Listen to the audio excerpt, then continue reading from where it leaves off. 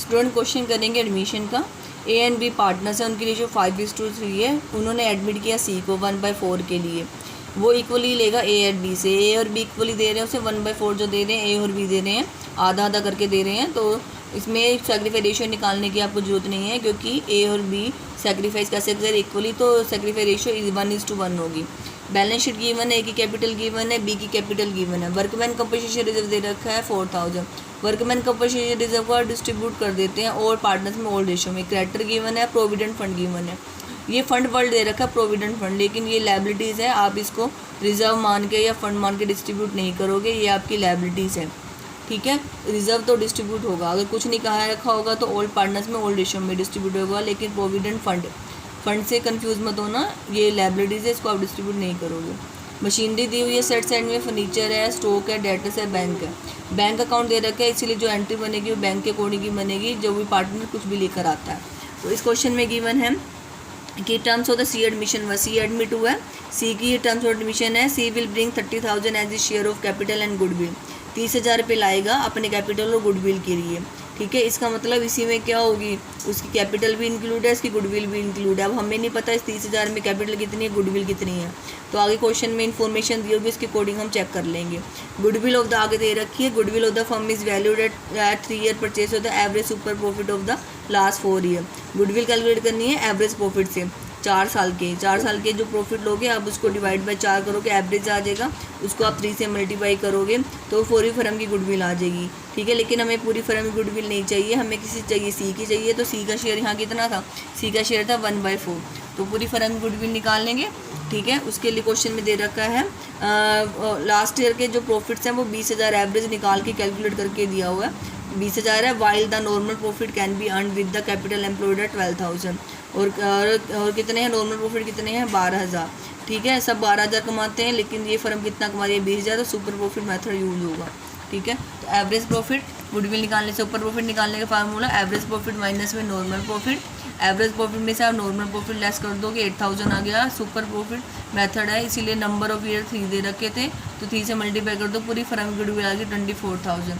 लेकिन हमने तो सी का शेयर निकालना, सी का शेयर 1/4 था, तो 24,000 इंटू में 1/4 6,000 हो गया। तो जो अब उसकी कैपिटल थी, कैपिटल और गुडविल 30,000 थी, तो इसमें हमने कितनी गुडविल कैलकुलेट कर ली 6,000, तो 24,000 क्या होगी उसकी कैपिटल होगी, 24,000 कैपिटल होगी, 6,000 क्या होगी गुडविल होगी। उसके बाद दे रखा है furniture is under valued bye 12,000, furniture की वैल्यू 12,000 कम लिखी गई है। अंडर वैल्यूड सोच के आप ये मत कह देना कि ये कम करना है, अंडर वैल्यूड का मतलब है कम लिखी गई है, तो आपको क्या करना पड़ेगा 12,000 बढ़ाना पड़ेगा। तो यहाँ फर्नीचर एसेट है, सेट की वैल्यू बढ़ रही है, तो आपके लिए प्रॉफिट है, तो डिवैल्यूएशन अकाउंट में ये कहाँ जाएगा बाय साइड में, तो बाय फर्नीचर कितना आ जाएगा 12,000 रुपये।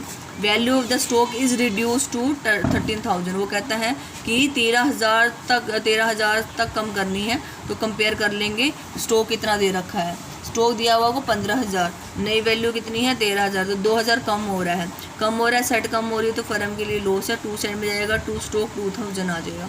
Provident fund is raise by 1,000, provident fund को हमने बढ़ाना 1,000, तो लायबिलिटीज बढ़ रही है, लायबिलिटीज बढ़ रही है, तो फर्म के लिए लॉस है, तो रिवैल्यूएशन अकाउंट में 2 सेट में 2 प्रोविडेंट फंड 1,000। आगे दे रखा है characters are under value to the extent to 6,000, जो कैरेक्टर है 6,000 कम लिखे हुए, unrecorded sorry characters are unrecorded to the extent to 6,000 कम लिखे हुए हैं, तो कैरेक्टर आप लिख दोगे। कैपिटल क्या होती है लायबिलिटीज होती है, लायबिलिटीज बढ़ रही है, लायबिलिटीज बढ़ रही है, तो आपके लिए क्या लॉस है 6,000। ठीक है, यहाँ का टोटल 12,000 है, यहाँ बन रहा है 6, 7, 8, 9,000। ठीक है, तो ये 12,000 में से 9,000 चले गए, तो आपका प्रॉफिट कितना आ जाएगा 3,000। इस 3,000 को ओल्ड पार्टनर्स में, ओल्ड पार्टनर्स कौन थे ए और बी, उसमें बांट दोगे किस रेशियो में 5:3 में, तो इस 3,000 को आप बांट दोगे 5:3 में, 1875 और कितना आ जाएगा 1125, तो ये आपका रिवैल्यूएशन अकाउंट बन गया। अब कैपिटल अकाउंट में इसमें कोई प्रॉब्लम नहीं है, क्योंकि कैपिटल में पिछले कल वाले क्वेश्चन में तो काफ़ी इन्फॉर्मेशन दे रखी है, तो इसमें दी नहीं हुई है, तो ए बी कैपिटल अकाउंट बनाएंगे, ए पर्टिकुलर ABC है, पर्टिकुलर ABC। कैपिटल अकाउंट उन दोनों की कितनी दी हुई है, कैपिटल अकाउंट का बैलेंस क्रेडिट का होता है 40,000 और 30,000, तो 40,000 और 30,000 डाल दी। वर्कमैन कंपनसेशन रिजर्व में यहाँ कोई इन्फॉर्मेशन नहीं थी, तो वर्कमैन कंपनसेशन रिजर्व डिस्ट्रीब्यूट हो जाएगा ओल्ड पार्टनर्स में ओल्ड रेशियो में।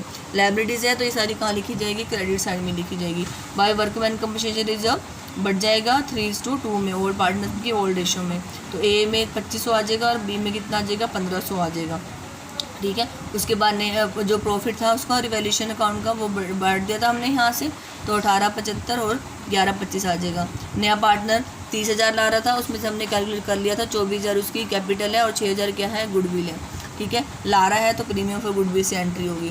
तो बाय बैंक 24,000, सी ला रहा है, सी की कैपिटल मिल देंगे, बाय बैंक करके कैपिटल 24,000, 6,000 की वो कैपिटल गुडविल लेके आ रहा है, गुडविल वो लेके आ रहा है कैश में, इसीलिए प्रीमियम फॉर गुडविल अकाउंट खोलेंगे by premium for goodwill account.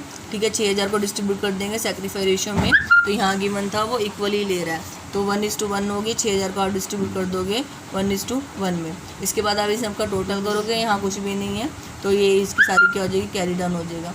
उसके बाद बैलेंस शीट बनानी है, ओल्ड बैलेंस शीट को देके आप न्यू बैलेंस शीट बनाओगे, ओपनिंग बैलेंस शीट। ठीक है, उसके सबसे पहले क्या चीज़ थी यहाँ पे, ए कैपिटल बी कैपिटल, वो भी लिख लेते हैं। वर्कमैन कंपनसेशन रिजर्व नहीं लिखेंगे क्योंकि वो डिस्ट्रीब्यूट हो गया। क्रेडिटर के बारे में कोई भी इन्फॉर्मेशन नहीं थी, सॉरी क्रेडिटर के बारे में थी, अनरिकॉर्डेड क्रेडिट थे 8,000, 6,000 अनरिकॉर्डेड थे, 2,000 पुराने दे रखे हैं, 6,000 और बढ़िया है। क्रेडिटर कितने हो गए, 8,000। और प्रोविडेंट फंड है, उसके बाद प्रोविडेंट फंड कह रखे थे 1,000 लेस्ड हो गए, तो 10,000 में 1,000 जोड़ दो, कितने हो गए, 11,000, तीनों की कैपिटल। ठीक है, वर्कमैन कंपनसेशन रिजर्व क्यों नहीं आया, क्योंकि वो हमने यहाँ डिस्ट्रीब्यूट कर दिया। उसके बाद सेट साइड में आ जाओ, मशीनरी में कोई भी चेंजेस नहीं था, 30 की 30,000 आ जाएगी यहाँ पे। उसके बाद है फर्नीचर 20,000, उन्होंने लिखा था कि 12,000 कम लिखा गया, तो आपने इंक्रीज़ किया था 12,000, 20,000 में 12,000 जोड़ दो, फर्नीचर की वैल्यू बढ़ के कितनी होगी, 32,000। ठीक है, और स्टॉक के बारे में क्या इन्फॉर्मेशन थी, 2,000 कम करना है। ठीक है, 13,000 नई वैल्यू थी ना, तो स्टॉक 15,000 का था ना, तो 2,000 कम हो गए, कितनी नई वैल्यू होगी, 13,000 की। डेटर के बारे में कोई इन्फॉर्मेशन नहीं है, तो डेटर वही के वही 15,000 के आ जाएंगे। बैंक में पुराना बैलेंस 6,000, नया पार्टनर क्या लेके आया था, 24,000 पे कैपिटल के और 6,000 के इसके गुडविल के, 30,000 लेके आया था, तो 6,000 में 30,000 जोड़ दो, कितना हो जाएगा, 36,000। दोनों का टोटल करोगे इक्वल आएगा। अगर पार्टनर कुछ विड्रॉ कर लेते तो बैंक में से माइनस हो जाता है, लेकिन यहाँ सिर्फ सी पार्टनर कैपिटल और गुडविल लेके आ रहा था, वो हमने ऐड कर दी पुराने बैलेंस में, ओपनिंग बैलेंस में। ठीक है, तो इसलिए 36,000 आ गया, दोनों का बैलेंस बराबर आ रहा है, इसलिए इसका मतलब ये आपका क्वेश्चन क्या है, ठीक है।